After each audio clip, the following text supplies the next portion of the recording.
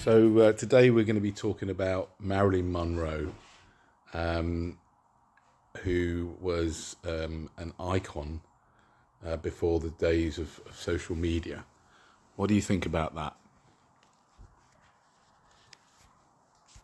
Yeah, before OnlyFans, she was the only fan of men. She was the feminine archetype. See? All men in the world would look to Marilyn. Wow, we wish we could be with Marilyn. Wow, look at Marilyn. Look what she was able to do. Capture the attention of who? The Kennedys. Considered to be the most powerful men on earth. They all want Marilyn.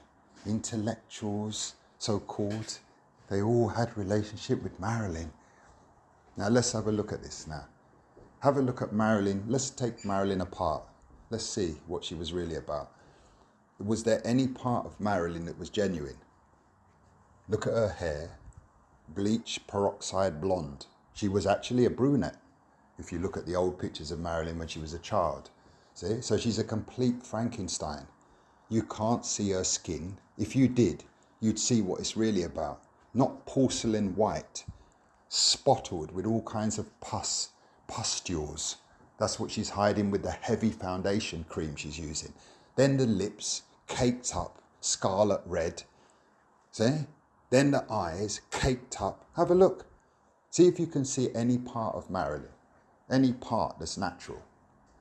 Wouldn't it be better to look for a natural woman to admire with the beauty within? Where is it? She's a mannequin, you see? But yet, look, in a madhouse, she becomes the icon. Only in an asylum she can become the asylum. Someone like that. That's absolutely unnatural. If you wiped her clean and washed her, scrubbed her up, and allowed her hair to grow out, you'd see a different character completely, entirely. That's how much of a Frankenstein she was. There's no semblance of any naturalness there, unless you allow her to be on a desert island for a while and it all grows out and she's got no access to makeup and nail polish and everything. You'd see what Marilyn really looks like. See? That's the fakery of this game. And it's been going on before OnlyFans and airbrushing on digital pictures. It's been going on before. She was the beginning of it all. That rubbish. Once they rolled her out, it set the precedent for what's coming. There we go. Fake land. We're in it now. Artificial world. Look, everything artificial. We're taking our instruction from artificial intelligence. Robot. But it's been going on.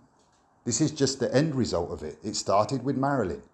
Once you can bow down to Marilyn, right, a golem with face paint on and peroxide hair put on top, once you can bow down to that entity, you'll bow down to AI now. You'll bow down to a mechanized machine with no soul.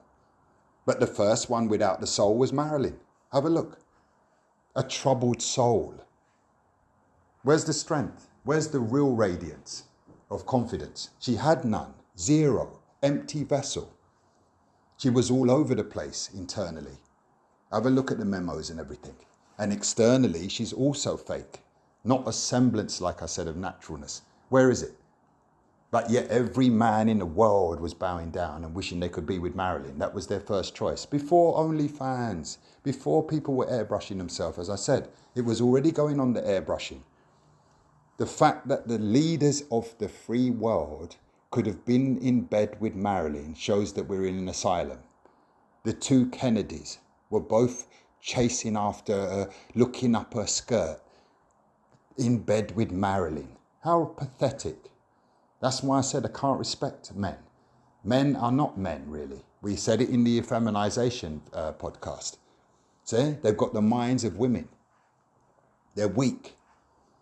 If they can lay down with Marilyn, it shows that they're not men at all. It's madness, insanity. And that she can be an icon and an archetype of femininity is the most ridiculous situation, showing that we're in an asylum for sure, 100%. And it's come to its conclusion now with artificial intelligence and airbrushing and a whole lot. It's just developed to the full extent now.